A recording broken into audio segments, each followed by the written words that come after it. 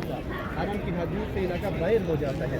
دجال کا نام سنا ہے نا, تو دجال آئے گا اس علاقے تک, اس مقام تک آئے گا, مدینہ کے اندر داخل ہونے کی کوشش کرے گا, لیکن مدینہ کے اندر داخل نہیں ہو سکے گا. چاہے حرم مدینہ ہے یا حرم مکہ ہے, اس کے اندر داخل نہیں ہو سکے گا. باقی پوری دنیا کے اندر تبلیغ کرے گا, اپنا راج کرے گا. یہاں تک پہنچے گا, مدینہ کے اندر داخل ہونے کی کوشش کرے گا, تو مدینہ کے اندر داخل نہیں ہو سکے گا. یہ حرم سے ادھر سے علاقہ باہر ہو جاتا ہے, جرف کا علاقہ ہے. یہاں پر توجہ دیں گے. سامنے دو حصوں میں چھوٹی پہاڑی نظر آ رہی ہے, بیچ میں دراڑ نظر آ رہی ہے, سامنے ایسی پہاڑی نظر آ رہی ہے. آ رہی ہے سب کو.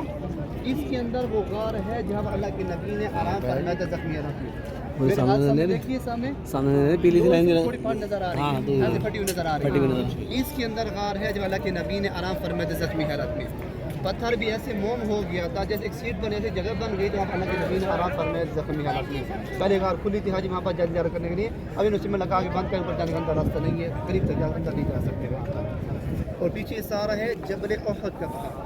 جیسے کہ پہلے بتایا ہے کہ مدینہ میں سب سے بڑا اور خوبصورت پہاڑ یہ احد کا پہاڑ ہے, اور اس کو جنت کا پہاڑ کیوں کہتے ہیں. ایک مرتبہ اللہ کے نبی اس احد پہاڑ میں تشریف فرما تھے.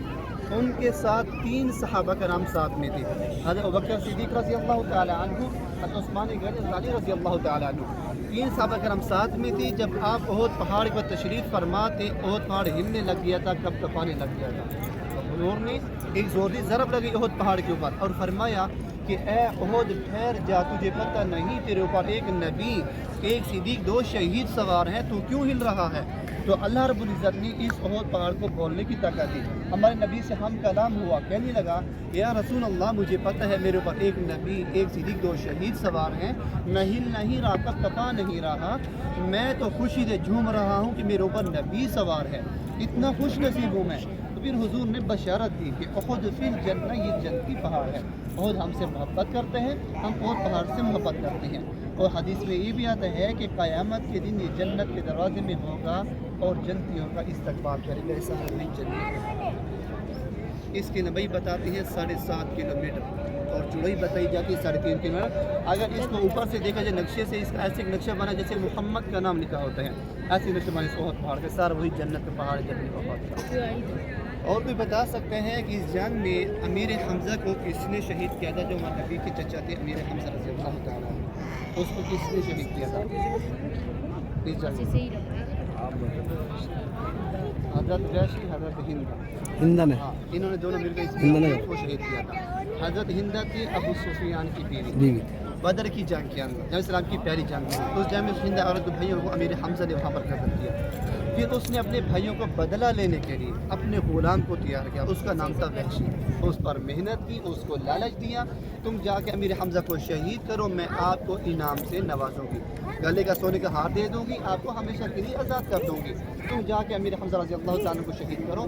وہ اس لالچ میں آ کر یہاں پر امیر حمزہ کو شہید کیا تھا. جب وہ دونوں ایمان لے آئے تھے, مسلمان ہو گئے تھے, کلمہ پڑھ لیے تھے, حضرت ہندہ, حضرت وحشی مسلمان ہو گئے. پھر حضور نے فرمایا اے وحشی تو میرے سامنے بیٹھ, تو مجھے یہ بتا کہ تو نے میرے امیر حمزہ کو کیسے شہید کیا تھا. وہ تو دلیر آدمی تھے, بہادر آدمی تھے, اس کے اوپر آپ نے کیسے وار کیا تھا. وہ سامنے بیٹھے اور سارا واقعہ بتا رہا ہے. یا رسول اللہ, میں حضرت ہندہ کا غلام تھا, اس نے مجھے لالچ دیا تھا, امیر حمزہ کو شہید کرو, میں آپ کو انعام سے نوازوں گی. میں اس لالچ میں آ کر یہاں پر امیر حمزہ کو شہید کیا تھا. آگے بتا رہا ہے کہ یا رسول اللہ, جب میں اس میدان کے اندر آیا, دیکھا کہ امیر حمزہ رضی اللہ تعالیٰ عنہ یہ جنگ بہت بہادری سے, بہت جرأت سے لڑ رہی ہیں. میرے اندر اتنی ہمت نہ ہوئی کہ میں اس کے سامنے سے وار کروں, سامنے سے مقابلہ کروں. میں یہاں پر آ کے ایک چٹان کے چھپ کر بیٹھ گیا تھا, اور میں نے چھپ کر وار کیا. امیر حمزہ پر بچہ مارا, وہ نیچے گرے, ان کے منہ سے خون کی الٹی آنے لگی. ہندہ وہاں پر آئی کھڑی تھی, وہ آئی, امیر حمزہ کی آنکھیں نکالی, کان کاٹے, ہاتھ کاٹے, بازو کاٹے, 12 ٹکڑے کیے, پھر بھی اس کے دل کو ٹھنڈک نہ پہنچی.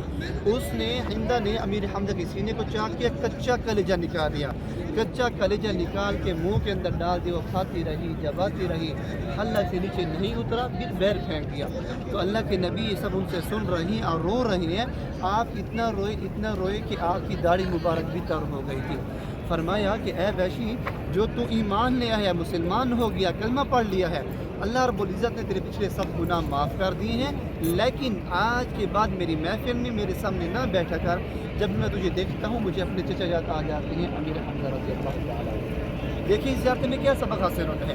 اللہ کے نبی نے اپنی چچا کے قاتل کو معاف کیا کہ جا ویسے میں نے تجھے معاف کیا ہے، لیکن آج کے بعد میرے سامنے نہ آیا کر. جب میں تجھے دیکھتا ہوں مجھے اپنے چچا یاد آ جاتے ہیں. صحابہ نے کیا کہ قربانی دی ہے، کس لیے؟ آقا کے دین کے لیے. انہوں نے دین کے اوپر کوئی آنچ نہیں آنے دی صحابہ کرام نے.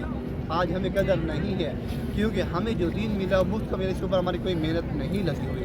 آج ہمیں جو دین ملا ہے ماں کی گود میں ملا ہو، اس لیے آج ہمیں قدر نہیں ہے. ان سے پوچھ جنہیں اپنی جانیں قربان کر دی، جانوں کی پرواہ بھی نہیں کیا صحابہ کرام نے کیا. عالم تھا اس میدان کے اندر. مین زیادہ ہمارے یہاں پر آپ نے سلام پیش کیا ہے. جو پہلے بتایا کہ مسجد دیکھ رہی ہے کہ تاریخی مسجد نہیں ہے، یہ مسجد بعد میں بنی گئی، یہاں پر کوئی پہلے مسجد نہیں تھی.